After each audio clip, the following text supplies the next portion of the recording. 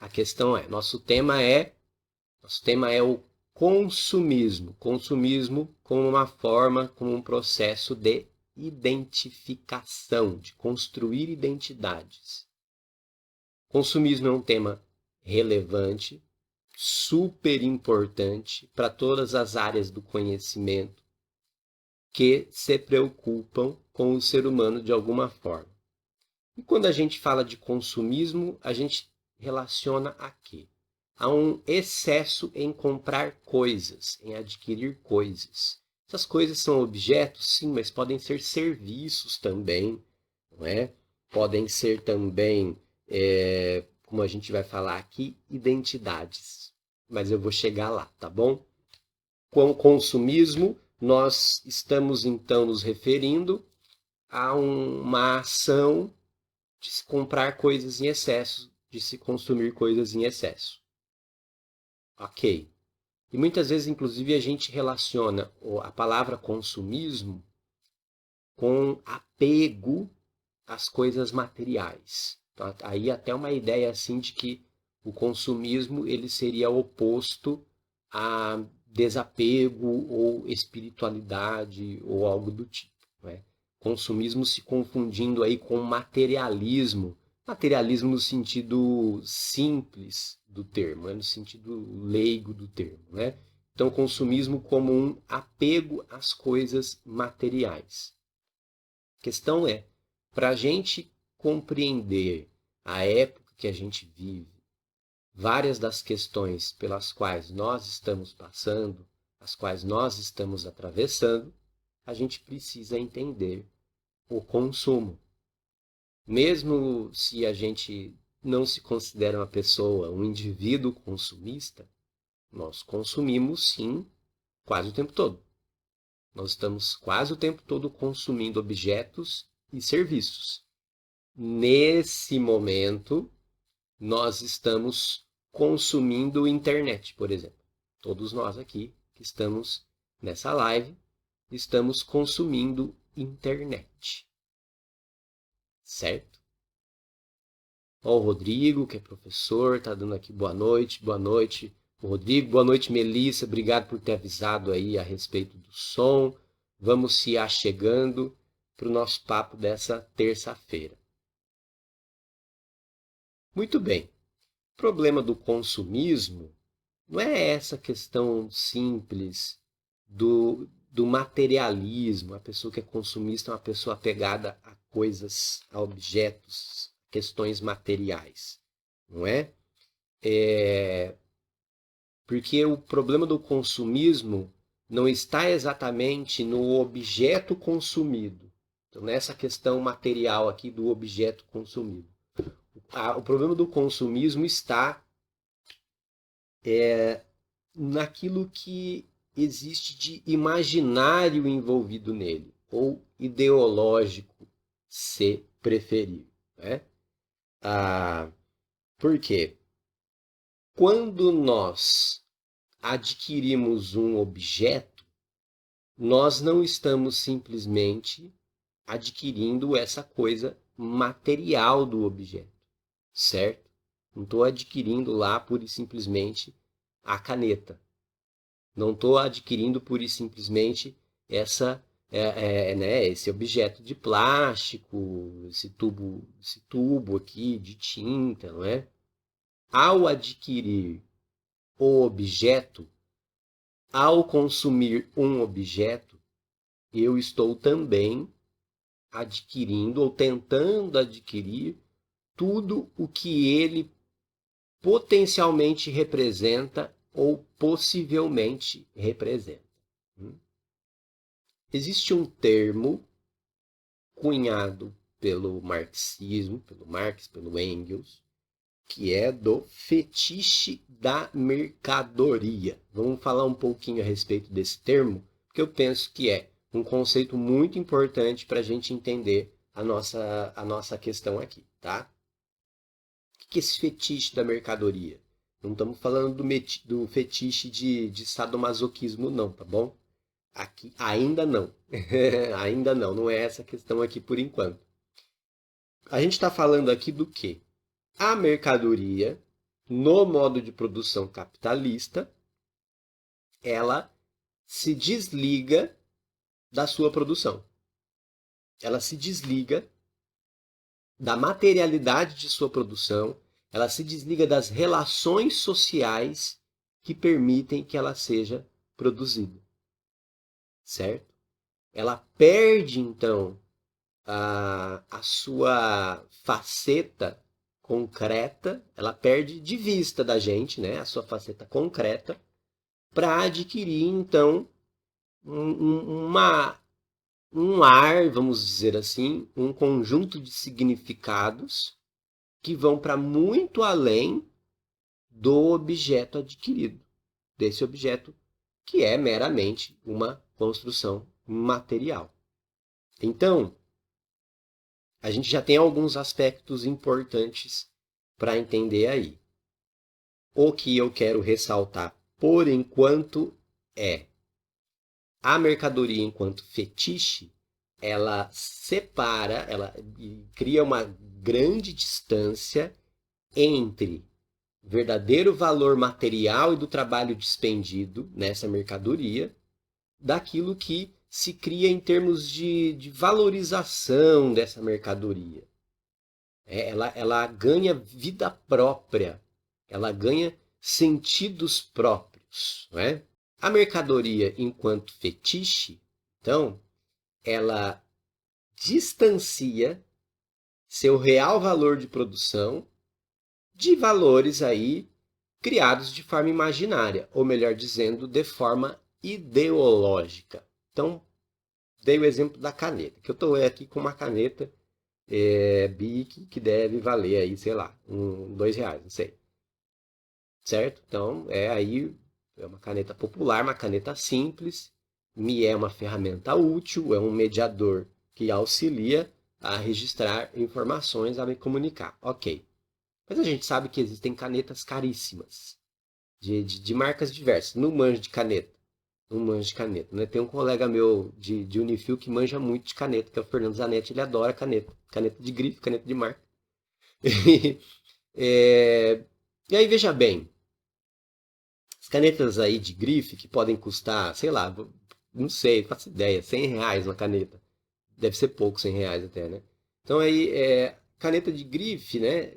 Não importa que ferramenta seja essa. Não importa a que ela se destina. E tampouco importa também como ela foi produzida. Importa, então, ela enquanto um objeto que carrega uma construção ideológica que me leva a dizer que essa caneta, acho que é Parker, uma marca famosa, né? É caríssima, é super valiosa, é um objeto de coleção. Tem gente que vai talvez até dizer que seja um objeto de arte, tá? Então a gente vê assim essa distância entre para que se usa, como que se produziu e essa idolatria criada em torno desse objeto. Idolatria, aí é que está a questão. Tanto a palavra ideologia quanto a palavra fetiche, elas têm aí a relação com essa ideia de idolatria, de erguermos ídolos, de colocarmos aí num altar um Deus feito pelos próprios homens, pelos próprios seres humanos, né? Um bezerro de ouro, para fazer mais referências bíblicas aí, né? Porque acontece que a palavra fetiche, ela vem do quê? De objetos em algumas culturas que são considerados divinos. Mas é que tá, é um objeto que não representa a divindade. Aquele objeto é a própria divindade. Tá entendendo? É o próprio Deus que está ali naquele objeto. Não é uma representação. Isso é um fetiche, no sentido aí antropológico do termo. O termo ideologia, ele vem de idolatria. Ainda lá com o Francis Bacon, filósofo Francis Bacon, que fala aí dos ídolos que levam os homens, que levam os seres humanos ao engano. ídolos que estão aí por todos os lados, em diferentes categorias que ele fala, mas que são produzidos por nós mesmos, seres humanos, e nos levam ao engano a respeito do conhecimento do mundo. Eles trapaceiam os nossos sentidos, fazendo com que a gente tenha uma percepção equivocada do mundo. Tá sacando? Então, a mercadoria enquanto um fetiche, ela é um objeto qualquer, podemos falar também de serviços quaisquer, que estão revestidos de uma aura de divindade. Consequentemente, como se nós, então, submetêssemos a nossa vida, como se nós nos prostrássemos ante a esses objetos. Tá entendendo? É doido o negócio, né? Eles adquirem, então, um caráter mágico, um caráter sobrenatural. E aí, aqueles que seguem aquela crença, né, daquela religião fetichista, ele deve prostrar-se frente ao objeto intitulado fetiche. Ele deve adorar aqueles ídolos. Adorar mesmo, né? Fazer sacrifícios, fazer orações, prestar homenagens, fazer procissões àquele objeto. Olha o tamanho da coisa que está envolvido na questão do consumir. E isso que o Marx escreveu no século XIX. Ele não tinha visto ainda algumas coisas que eu vou comentar aqui, tá? A forma como eu prefiro abordar certos problemas, certos temas, alguns de vocês já estão acostumados, não é? Pode aí, em alguns momentos, mexer demais e atrapalhar um pouco o raciocínio. Por quê? Porque não estamos falando aqui somente de conceitos, mas daquilo que faz de nós o que nós somos. Então, às vezes, alguns pontos desse assunto podem nos incomodar. E já vou explicar por quê. Né? Aí vou a um outro autor que não é marxista, que é o Gilles Lipovetsky, autor que está vivo ainda, autor francês, e ele escreveu muito a respeito do luxo. E ele fala então, o que é o luxo? O que são os objetos e marcas de luxo? Né? O luxo, para falar de maneira simples, ele traz um ar de exclusividade, de distinção. A pessoa que tem o objeto de luxo, ela se vê como sendo alguém distinto, uma pessoa distinta. O que eu quero dizer com uma pessoa distinta? Né? Que está separado das pessoas comuns, que está separado da ralé, está separado das pessoas normais. Entende? É alguém, então, que, por possuir determinado objeto, determinado serviço, está em um patamar diferenciado na sociedade. O luxo ele vem de uma tradição antiquíssima, milenar, não é? Ele era esse objeto de distinção da monarquia, ele era esse objeto de distinção dos líderes tribais e assim por diante. Ele é um objeto de distinção, sim, das elites até hoje, sem sombra de dúvida, não é?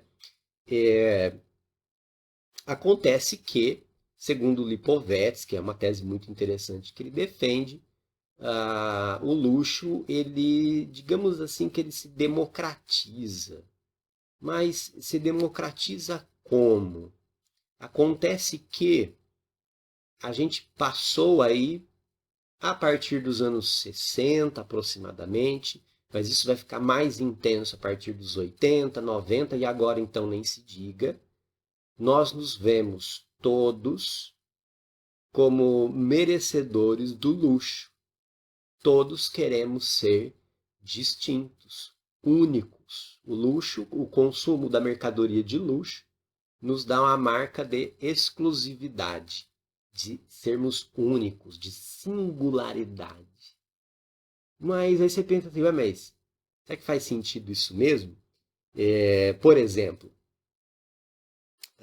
já vou entrar nos exemplos polêmicos. Vocês podem buzinar nos comentários, podem Tá bom? Vamos debater. Então, por exemplo, o fetichismo, com todas as letras, falo sem medo, fetichismo em torno da Apple, iPhone, iMac, essas coisas.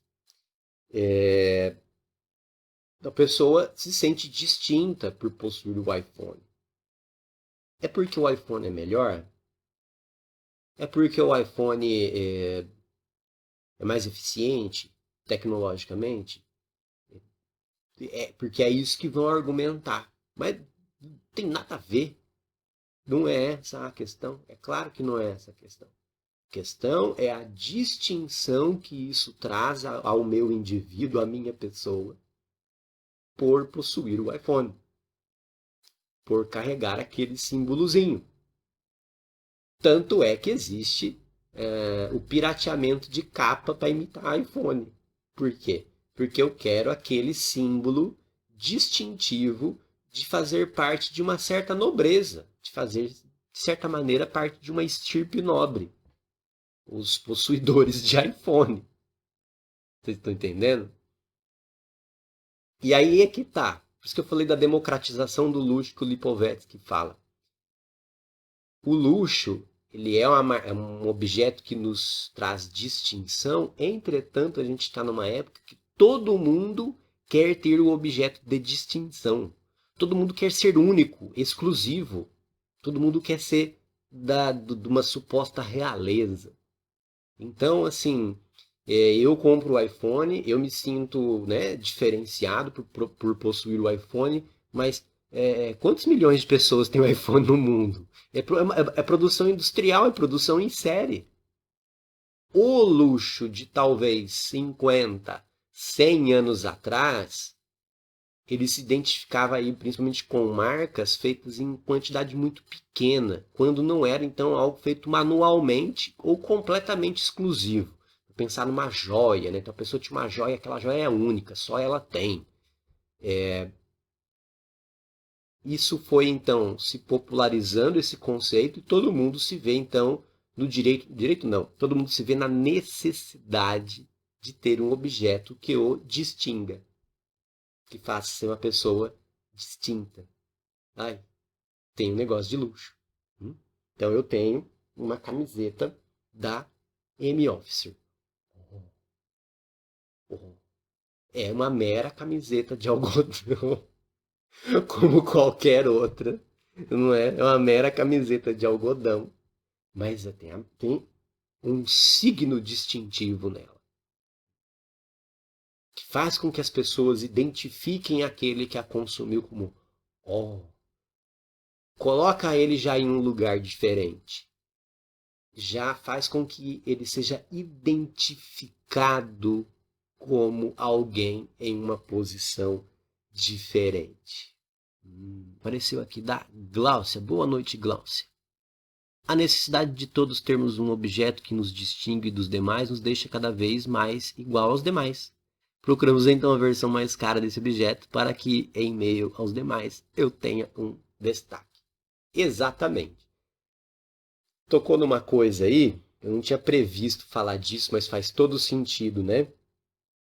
Nessa democratização dos objetos supostamente luxuosos, todo mundo quer ter o seu, todo mundo quer ter o tênis da marca tal, o boné da marca tal, o óculos da marca tal, a roupa da marca tal, o carro da marca tal, o telefone da marca tal. Então aí assim, né? Em alguns segmentos, a gente vê níveis de exclusividade. Eu não sei se dizer em todos. Que níveis de exclusividade? Quando, por exemplo, você compra um carro, mas ele tem. Você compra o carro que ele é 1.0, sei lá, vidro elétrico e flex. Mas tem o 1.0 vidro elétrico flex, marcha automática. Mas tem o 1.0 vidro elétrico flex, marcha automática e banco de couro. Ah, mas tem o 2.0. Então, assim, são níveis de exclusividade. Quanto mais complexo ficar, maior é a exclusividade. Eu compro o acesso a um jogo online qualquer, ou ele é de graça. Mas se eu quiser certas magias, armas, para desenvolver melhor o meu jogo, eu tenho que pagar. Se eu quiser um visual diferente pro meu personagem, eu tenho que pagar. Os gamers ficam loucos, né? Porque não é visual, é skin. É, skin quer dizer pele, né? Então, se eu quero uma pele diferente pro meu personagem, eu tenho que pagar. Níveis de exclusividade. Né? Já que possuir o luxo popularizou-se, então eu vou fazer parte de um desses nichos ultra exclusivos. Ultra exclusivos em termos, né? Ano retrasado, 3 anos atrás, eu fui em São Paulo no show de uma banda chamada Depeche Mode, banda que foi muito famosa nos anos 80. E aí, eu lembro que na época eu fui comprar o ingresso, me deu a louca, eu comprei área VIP. Primeira vez na vida. Área VIP. O que é a área VIP? A área VIP nada mais é do que tá ali no gramado do estádio também, só que no gargarejo, mais próximo ao palco, com uma cerquinha me separando da área de trás. Super VIP. Very important person. Vai lá achando assim, ó, ó, ó, eu estou na área VIP. Tem mais o quê? Não sei, 5.000 pessoas na área VIP. Eu achava que pelo preço que eu paguei eu podia ter o banheiro químico mais perto, a barraquinha da cerveja mais perto. Não, não, é a mesma coisa que tivesse lá na outra área, é a mesma coisa. A mesma dificuldade de qualquer show de estádio, a mesma dificuldade, tá? Enfim, acontece que tudo isso é adquirido para expor essa suposta distinção. Comprar a entrada VIP para pôr no meu Instagram que eu estava na área VIP. Mesmo que, na verdade, a área VIP seja grandes porcaria, né? Mesmo assim. E aí a gente vai chegando no nosso problema, não é? No nosso problema. A lógica do capitalismo é sempre de expandir mercados, né? Falando de uma maneira bem simplista. Daí lá na fase pré-capitalista isso já vinha aí com o mercantilismo, né? A expansão de mercados. E muito das guerras, até aí a década de 50, muito das guerras tinha a ver com isso. Expansão de mercados, né? Ter mais pessoas para comprar minhas mercadorias e também a questão de se criar novas mercadorias. O Marx fala que a criação de necessidades vai ao infinito. Nós podemos criar necessidades ao infinito. O ser humano ele não tem um conjunto fechado de necessidades como quaisquer outras espécies vivas. Nós podemos criar novas necessidades ao infinito. Citei celular, o celular não era uma necessidade até 10, 15 anos atrás. Agora, cadê meu celular? Não vivo sem meu celular. Né? Acontece que, com a expansão do capitalismo ao longo do século XX, simplesmente conquistar novos mercados e criar novas mercadorias revelou-se insuficiente. Então, o capitalismo começou a explorar novos campos, novos âmbitos, novos aspectos. Quais? O próprio ser humano. E aí não simplesmente o que o ser humano veste e come ou usa, mas a nossa, aspas, subjetividade como mercadoria. Aquilo que define o que nós somos também se torna uma mercadoria.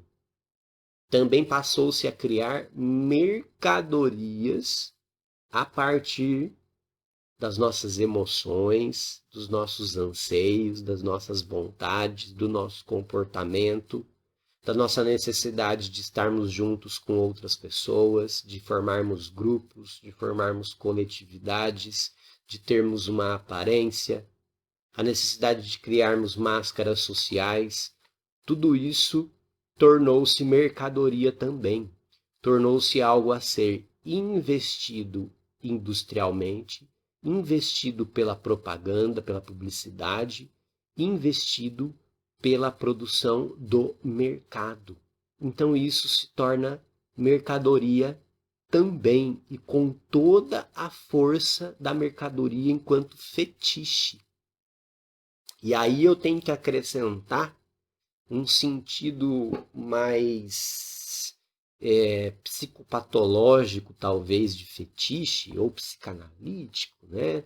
Não sou psicanalista, mas vamos dialogar aí, qual que é o problema, né? Que é o quê? O fetiche como aquele objeto que a gente conhece mais pelo sadomasoquismo. Mas acontece que está ali o que no fetiche, né? O fetiche, ele é um objeto sem o qual eu não encontro a minha satisfação sexual. Só que aí, alguns pensadores da psicanálise vão ampliar isso e dizer assim, é o objeto que define o que eu sou. Não é simplesmente uma questão da satisfação sexual. É uma questão de que define o meu jeito de ser, o meu jeito de funcionar, as minhas dinâmicas psíquicas. Define aquilo que eu sou. É como se fosse um objeto, então, em torno do qual o meu existir gravitasse. Se esse objeto é ameaçado de alguma forma, essa ameaça acaba se dirigindo a mim. Porque a forma como eu existo depende desse objeto. A forma aquilo que eu sou depende desse objeto. É nesse sentido que eu falo do consumismo como produção de identificação, ou a identificação a partir do consumismo. Exemplos. Parte disso a gente pode identificar com mais clareza, como começando aí na década de 50, mas mais fortemente 60. Não que não houvesse antes, mas isso vai ficar muito evidente a partir da década de 60. Como assim? Na década de 60, a gente tem certos movimentos culturais que se opõem à cultura vigente, à cultura hegemônica, certo? Que são muito atrativos para a parte da juventude e sacodem os costumes, sacodem a moral vigente, sacodem o establishment, que é uma expressão muito utilizada até os anos 70 e 80, não é?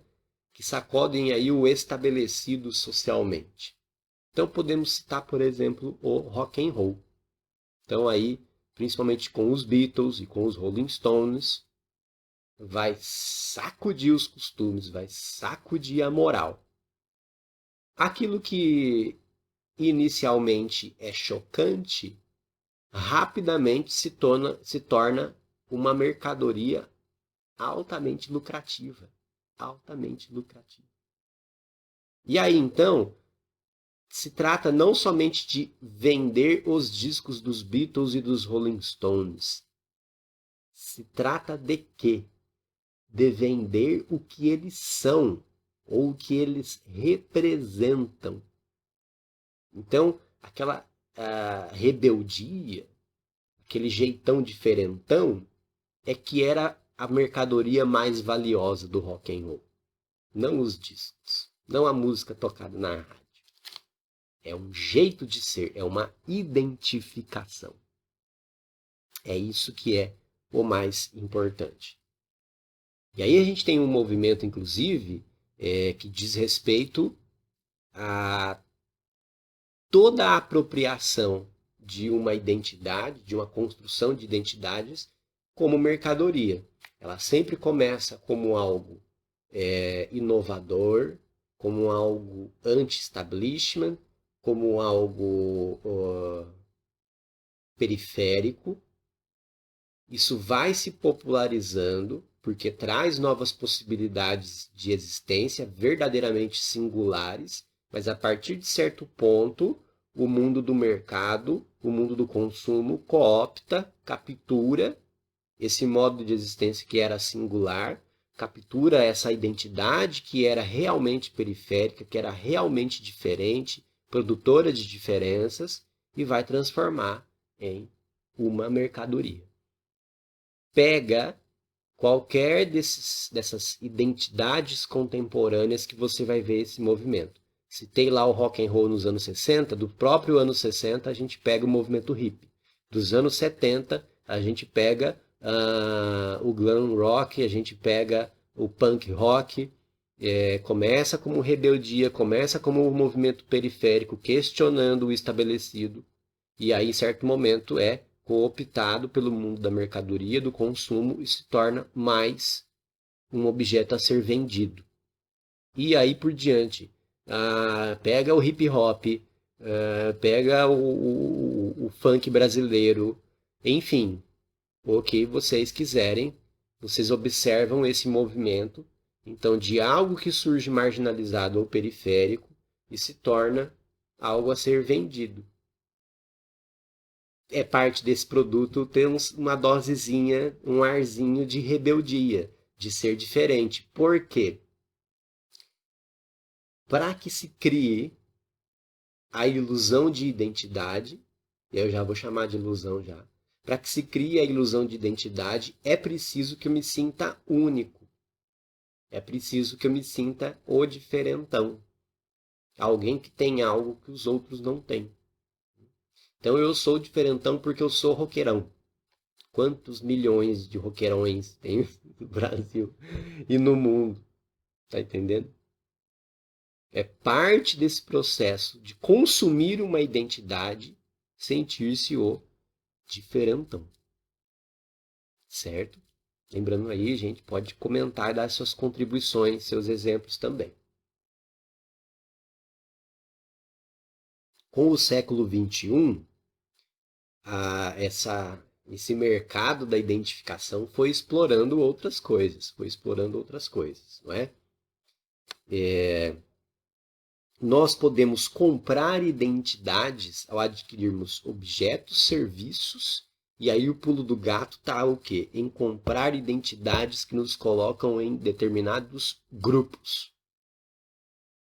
Então, por exemplo, eu não simplesmente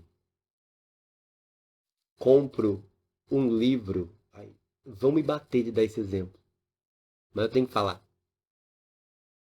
Eu não compro simplesmente um livro do Harry Potter. Eu viro um Potterhead. Eu acho horrível esse nome. A ponto de, a ponto de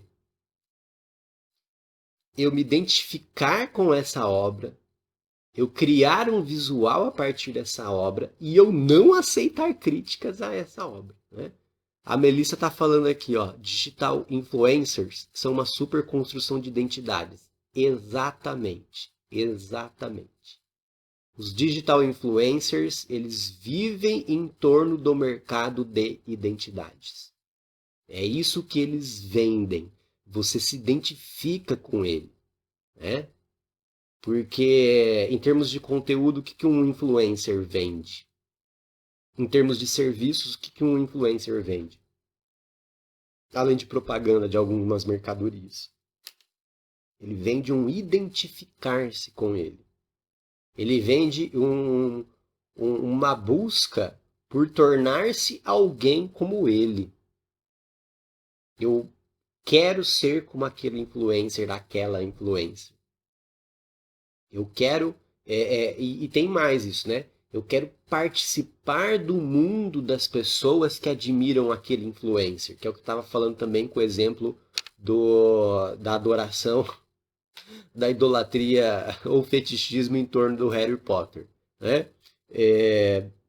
Eu não simplesmente tão só alguém que leu e assistiu os filmes. Eu me defino como participante de uma certa sociabilidade que é ser um Potterhead ou que é ser o tal do nerd, né? Geek, sei lá. Eu sou nascido em 82, então o que eu cresci eu cresci com o termo CDF, é outra coisa, né? Essa identificação com o ser nerd ou ser geek é um desses produtos. É um desses produtos, tá? Falo isso levando em consideração que eu conheço muita gente que tem essa veneração bastante intensa por certos produtos da indústria cultural, né? Isso é indústria cultural. Esse é o termo utilizado desde a época do Theodor Adorno, da Escola de Frankfurt. É indústria cultural. Então é uma produção em série de bens, de produtos a serem consumidos. Mas que produtos são esses, né? Não é caneta, como eu disse. É um produto cultural. É um filme, é um livro, é uma série.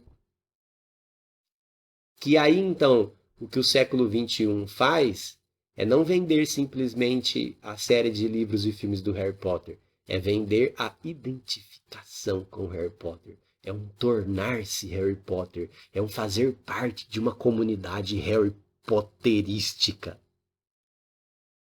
A ponto de isso definir aquilo que eu sou.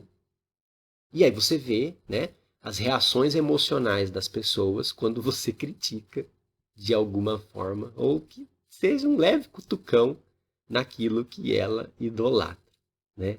Ai, olha, Harry Potter é meramente literatura infanto-juvenil e ponto final. Ok! Ok! Ok! A mulher lá, esqueci o nome dela, a autora lá. É a nova Shakespeare.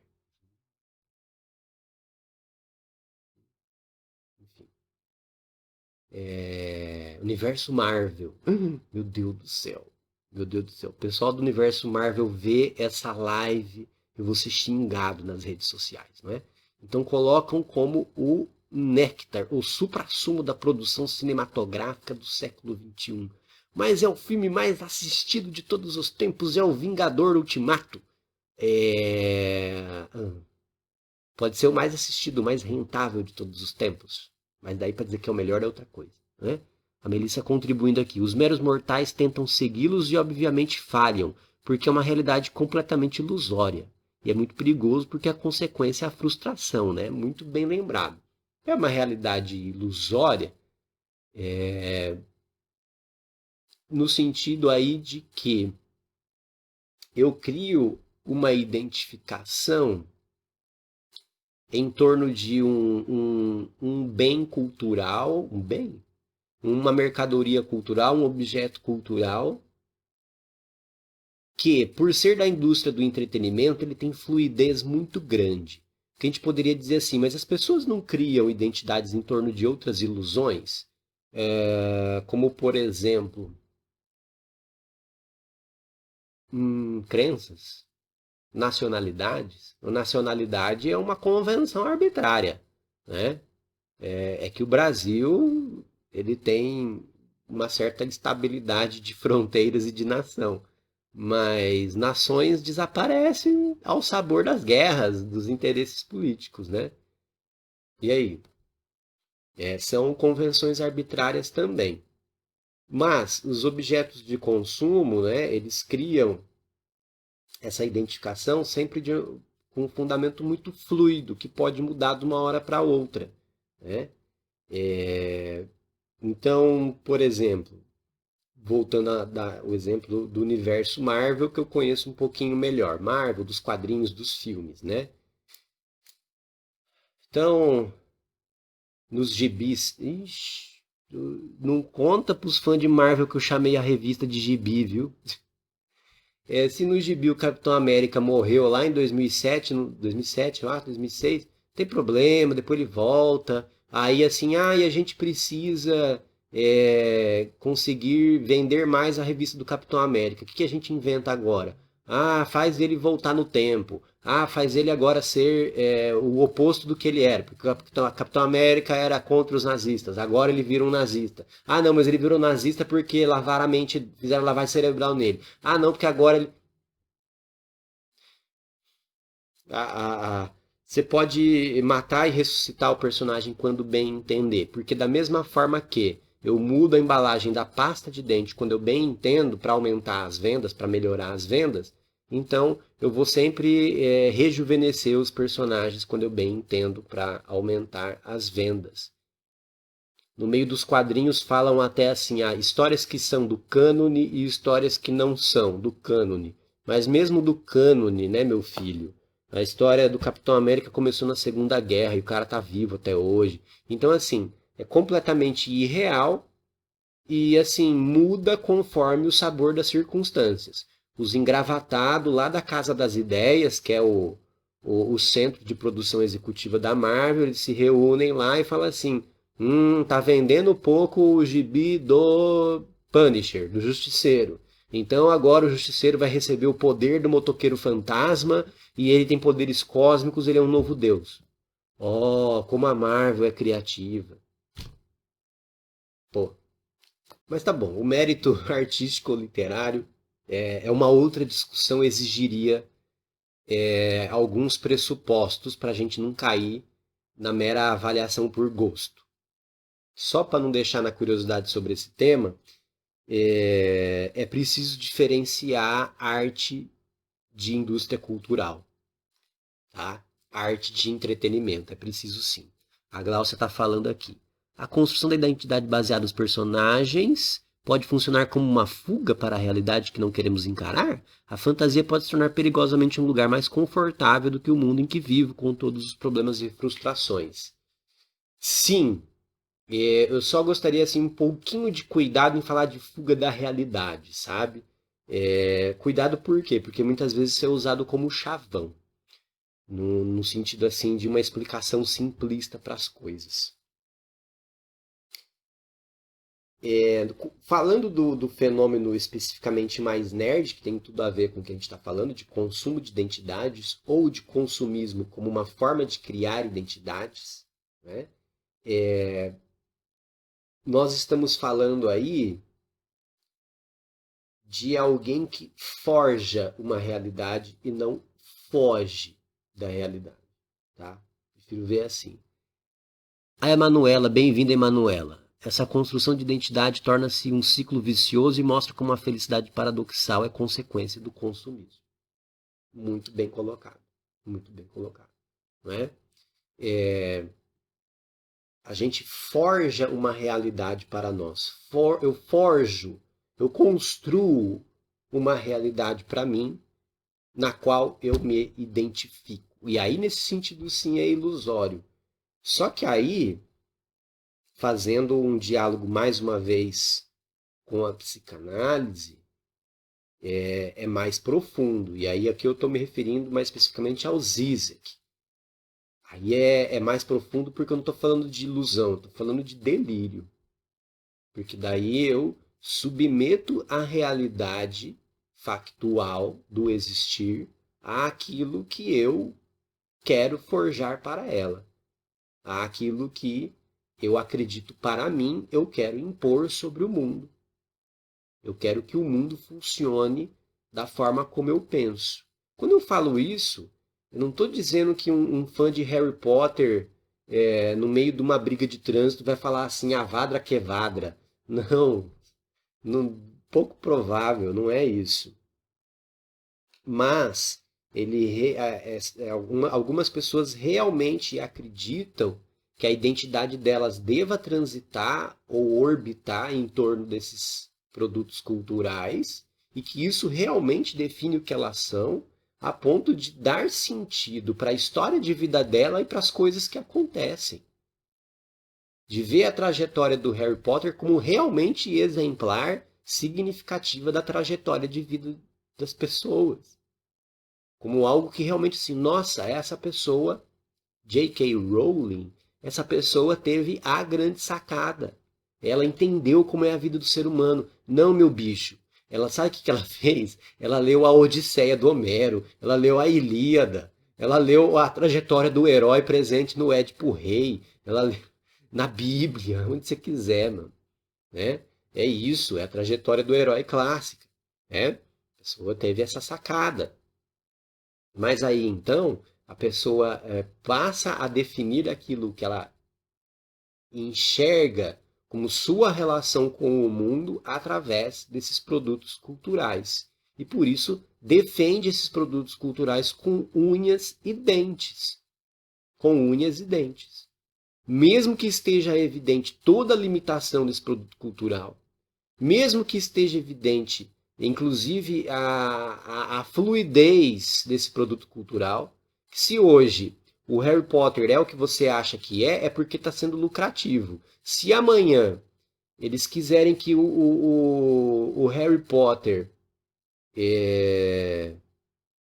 ao invés de britânico, seja brasileiro, porque vai dar mais lucro, ele vai ser, cara. Ele vai ser.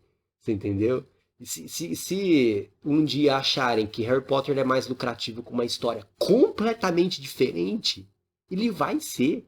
Então assim, não é mais lucrativo essa história de perder os pais e estava com uma família adotiva. Não, vamos fazer que ele cresceu com a família biológica mesmo, desde sempre, que ele foi sempre amado, que ele foi sempre bem quisto, porque essa história agora vai dar mais grana. Eles mudam completamente, mano. Se for preciso tirar a magia das obras do Harry Potter, eles tiram, tá? Por quê? Porque é um produto como qualquer outro. Então essa é uma BIC que, sei lá por que, não é transparente que nem as outras BICs. É porque alguém achou que ia vender mais, porque o executivo da BIC achou que ia vender mais. E da mesma forma os produtos culturais. Eles vão fazer isso. E aí um problema é, dentre tantos, que identidade que eu construo com isso? Porque construir identidade a gente vai, tá? Construir identidade a gente vai. Eu sei que as perspectivas filosóficas pós-modernas criticam pra caramba essa ideia de identidade, mas construir identidade a gente vai. Mas com fundamento em quê? Com fundamento em mercadorias culturais cuja produção eu desconheço, escapa, foge da minha compreensão, cujo domínio sobre esses produtos está fora de mim. Eu não tenho domínio nenhum sobre que rumo a Marvel vai dar para os filmes dela. Eu não tenho domínio nenhum sobre o rumo que a marca de roupa vai ter sobre seus produtos. A marca de maquiagem, pensando nas influencers aí que fazem tutorial de maquiagem, por exemplo. A identidade que eu construo, então ela está fundamentada em algo que é uma marca registrada de uma empresa qualquer, de uma mega corporação qualquer. A minha identidade fica fundamentada em um produto licenciado ou um rol de produtos licenciados que pertencem aí a 2 ou 3 bilionários. A mudança que eles fizerem afetará a mim. É claro que aí existe uma relação dialética bastante complexa. Eles não podem ousar demais na mudança do produto, porque daí o mercado se desagrada disso, o consumo pode cair. Eles vão numa dialética entre alterar e manter, alterar e manter. Altera em um certo nível, mantém um certo nível para não desagradar demais, né? E quando a gente fala de produtos, então, que são verdadeiros fenômenos de massa, como esses que eu estou citando, eles são amplamente submetidos a cálculos e testes de recepção de público para agradarem a maior número de pessoas possível. Ao maior número de pessoas mesmo. Um filme que vende 1 bilhão de entradas, é isso? Um filme que tem arrecadação de 1 bilhão de dólares, ele foi calculado e submetido a testes estatísticos, testes qualitativos para vender o mais possível, para servir de identificação para o maior número possível de pessoas, tá? Então, quando, por exemplo, no caso do filme do Vingadores Ultimato, eu acho a gente vai passar décadas debatendo esse exemplo, né? Porque não naquilo que os defensores desse filme falam que ele foi revolucionário.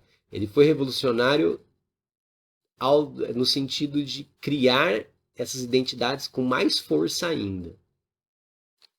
A ponto das pessoas assistirem o filme como se fosse um jogo de futebol, torcendo no cinema. E assim como um jogo de futebol, o resultado é meio previsível. O resultado é combinado muitas vezes. Ou tem alguém aqui que acredita em futebol ainda, né? Sabia-se o resultado ao fim, não sabia-se como você chegaria a esse resultado e quais perdas haveria ao longo do processo para se chegar no resultado, né?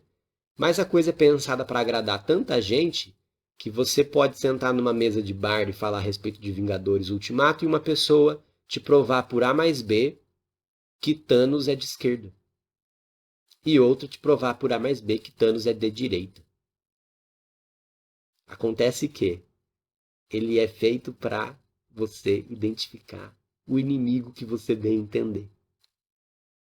E o herói, ele é feito para identificar o herói que você quiser. Ah, mas o Capitão América lutou contra nazista. Mas esse nazista de Hollywood, que é um nazista esvaziado, que é o nazista de suástica que mata judeu. Não tem a ideologia por trás, como que se chegou ao nazismo, não se trabalha isso, o que está por trás, quais as atitudes pessoais que estão envolvidas no nazismo, a construção ideológica nisso. Não, é o nazismo esvaziado, que daí esse ninguém gosta. Até o nazista não gosta do nazismo hollywoodiano. Para que seja consumível, é preciso que o maior número de pessoas possível se identifique. E aí, quando até entra nessas questões assim, identitárias propriamente falando, né, no campo das pesquisas e do ativismo identitário, fala-se muito disso, do uso da identificação como mercadoria. Fala-se muito disso também, né? Então, colocar a marca usar a luta pelos direitos dos homossexuais, por exemplo, da população LGBT, para vender mais simplesmente. Aí outro aspecto da mercadoria enquanto fetiche é ela se desligar do seu processo de produção. Entra aí a alienação. Ela se aliena do seu processo de produção. Então, eu vendo um produto, coloco que a marca é pró-direitos LGBT, coloco o arco-íris, mas a minha empresa tem profissionais LGBT, publicamente LGBT?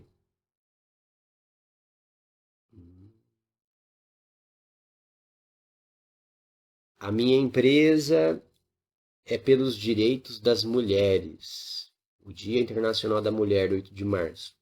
Minha empresa paga de maneira igualitária mulheres e homens? Quantas mulheres estão no conselho diretor da minha empresa?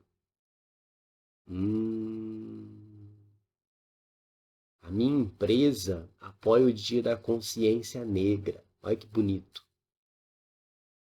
Quantos negros e negras estão em posição de comando na minha empresa? E a minha empresa não explora trabalho infantil? Que nem as empresas de produtos de chocolate? A minha empresa não explora trabalho escravo, como a maioria das empresas de confecção? Isso é parte do fetiche da mercadoria, da alienação produzida. Eu estou comprando o produto acabado, não faço a mínima ideia de como é a produção dele. Esses dias atrás aí, essa discussão estava em torno do programa da Ellen DeGeneres. A Ellen DeGeneres, eu não lembro como é que fala em inglês, DeGeneres. Que é uma moça que tem um talk show nos Estados Unidos, famosa.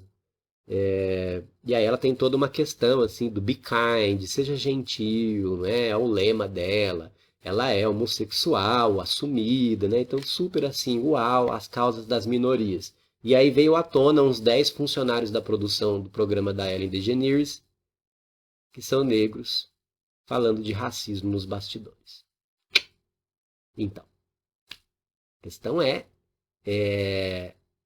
a verdadeira representatividade no que não está no que o produto oferece, nas cores que o produto ostenta, mas sim no modo de produção desse produto. Sempre, sempre, sempre, sempre. A nossa questão aqui, voltando um pouco na nossa questão do consumo como identificação, é esse aqui o nosso problema. Nós consumimos essas mercadorias fetichizadas, porque elas têm essa aura divina, a gente não entende como elas são produzidas, e elas também são esse objeto que me faz gozar, num termo psicanalítico, tá? No termo psicanalítico aqui. Quer dizer, que justificam o meu existir, que dão sentido para o meu existir, que são uma pedra fundamental daquilo que eu sou. E aí, então, a aquisição desses objetos e serviços se torna definidora daquilo que eu sou. E a aquisição também de grupalidades se torna definidora daquilo que eu sou. Do ser Harry Potter, do fazer cosplay, do consumir produtos da Apple, do consumir motocicleta, do consumir determinada marca de automóvel, do consumir determinada marca de alimento, não é? Então assim, você é time BBK ou time McDonald's? Por favor, né? Por favor. Aí a questão é assim, concorde comigo ou não, não tem problema. Que existência limitada, pequena que é essa que eu me defino por uma marca. Uma marca que não tá nem aí se eu existo ou não.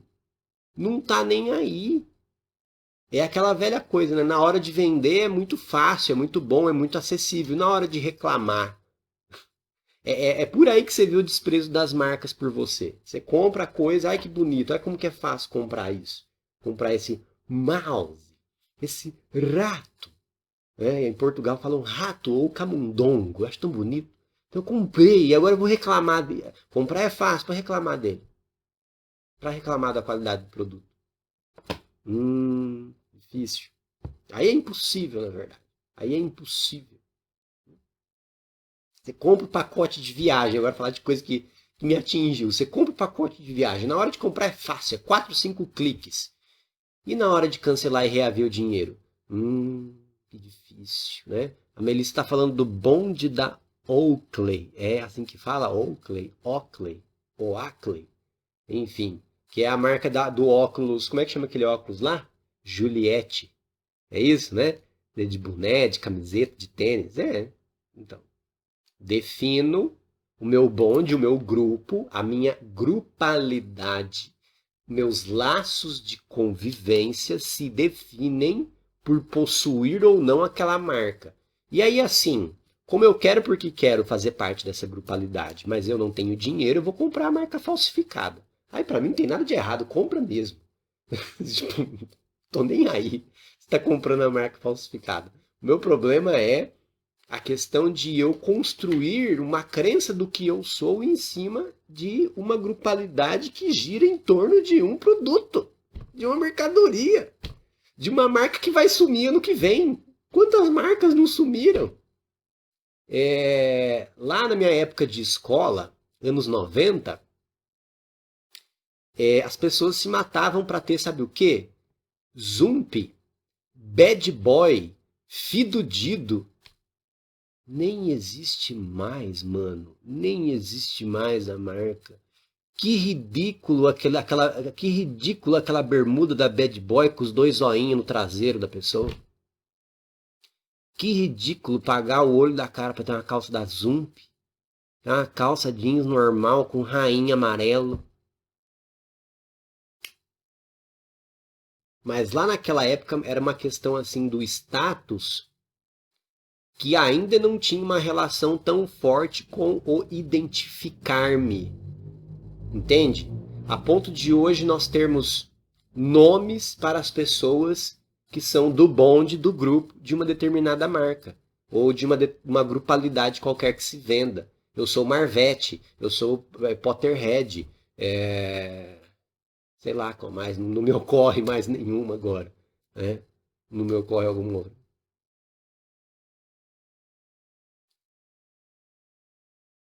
Que limitação de espírito, o espírito aí, a consciência, o que faz o humano ser humano, é essa.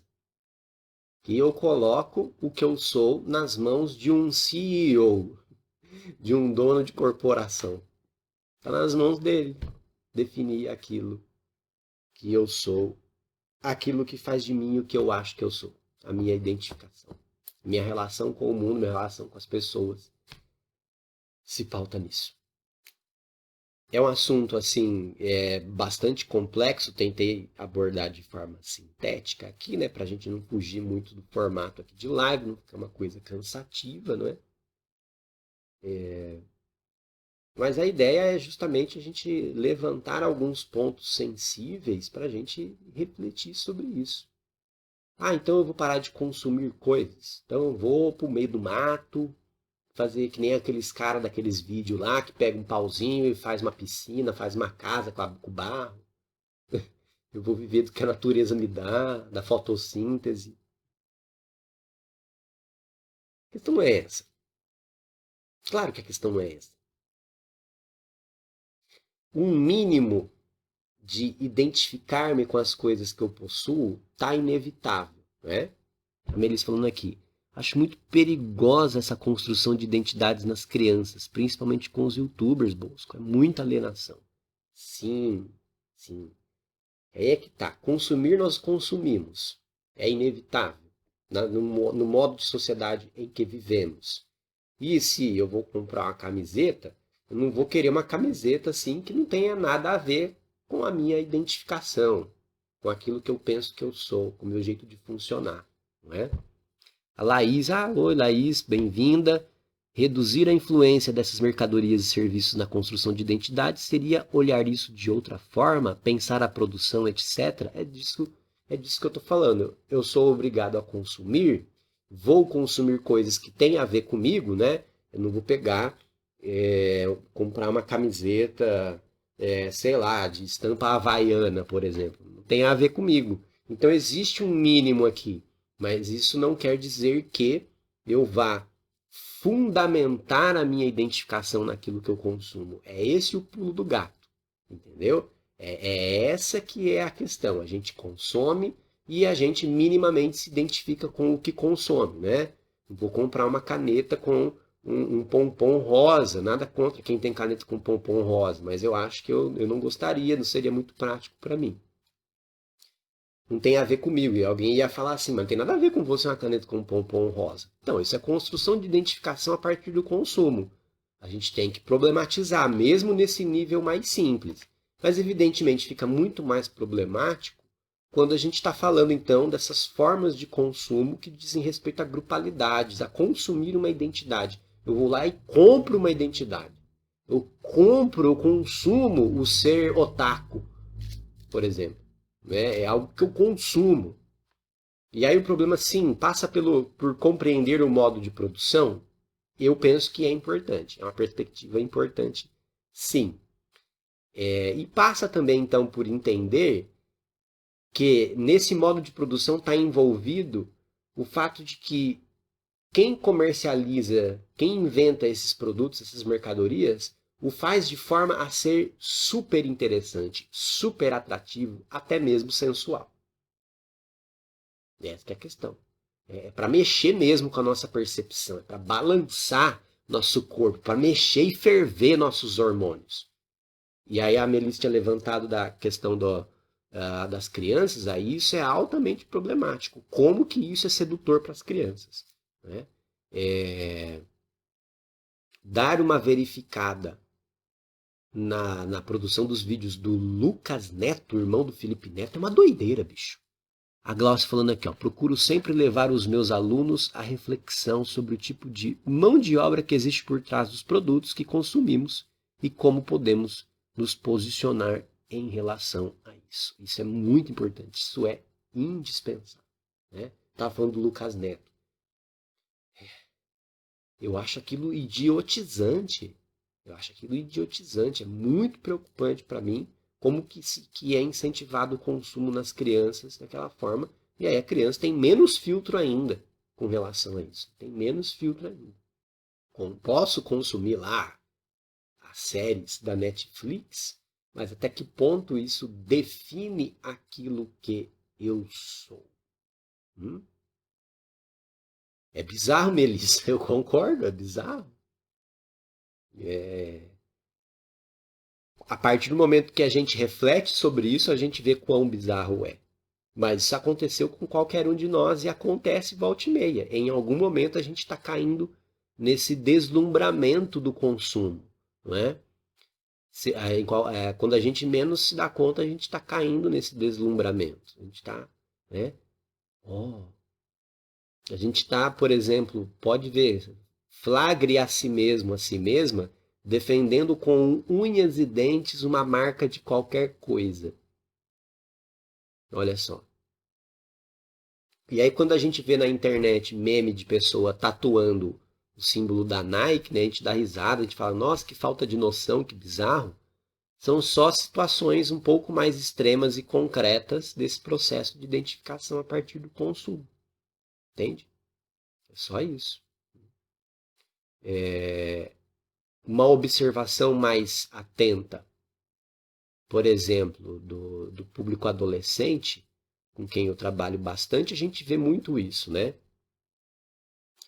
Jogar o League of Legends, LoL, não é simplesmente ter o passatempo lá, o hobby do League of Legends. É fazer parte de uma rede de sociabilidade, com sua própria linguagem, com suas próprias gírias, com sua própria forma de se expressar, com sua, em alguns aspectos, até sua própria visão de mundo. A garota se torna uma e-girl, o cara se torna um gamer. É uma identificação que se solidifica a partir daquele produto consumido. Não é só o LoL, né? Mas aí vai produzir as subdivisões dentro dessa sociabilidade, né? É o League of Legends, é o Free Fire, é o Fortnite, sei lá mais o que está na moda aí. Nós da psicologia, né? O pessoal que está falando aí, estudantes de psicologia, são minhas alunas do curso de psicologia, o pessoal da educação também apareceu aí, professores e professoras. É muito importante a gente abordar isso, tá? Muito importante. Consumismo não é só lá da compulsão por compra, do transtorno obsessivo compulsivo. Isso aí é o extremo lá. A questão é, o consumismo faz com que a gente se afaste de uma reflexão e de uma busca por explorar as possibilidades de existência. Nossa, o que esse cara tá falando? É que a gente vai cerceando e impondo limites às possibilidades da gente se inventar e se reinventar. De construir uma existência interessante, viva, criativa, construtiva. Então, por exemplo, que eu gosto de falar para meus alunos do curso de artes, né? Desenhar de uns tempos para cá, desenhar. Virou fazer mangá. Poxa, mas tem tantas formas de desenhar, tantos traços possíveis a serem explorados, e de todas essas possibilidades você pode forjar a sua. Mas por que eu tenho que fazer o mangá? Que tamanha influência é essa? Né? O que é isso então? Que se cola a nós, que vem assim como algo que colocam pra gente, olha, isso é bom, isso é desejável. Quando eu falo isso é desejável, isso é muito pesado para a gente pensar em termos psicológicos, né? Porque é isso que te faz feliz, isso que te faz satisfeito, isso é o que te faz pleno. Sem isso você não é satisfeito. Então, se passou lá o filme da Marvel e você ainda não assistiu, você não foi no cinema? Ah, como assim? Todo mundo foi. Tá todo mundo falando do filme da Marvel. As redes sociais estão coalhadas de memes do filme da Marvel. E você não assistiu. Oh. Como há muito tempo eu baguncei a minha vida lendo Adorno, que é o cara que faz uma crítica pesada à indústria cultural, né? Eu não assisto geralmente filmes quando são lançados. E aí, via de regra, é uma decepção. Sai o filme, vira aquela coqueluche em torno do filme, né? Aquele auê. Nossa, esse é o melhor filme de todos os tempos, é um baita filme, você não pode perder. Então eu deixo passar uns 2 anos para achar ele em alta qualidade na internet por meios extra-oficiais, vamos dizer assim. Aí eu assisto o filme e falo assim, nossa, mas na época que lançou fizeram tanto barulho, parecia ser a última bolacha do pacote, ou a primeira. É um firminho qualquer.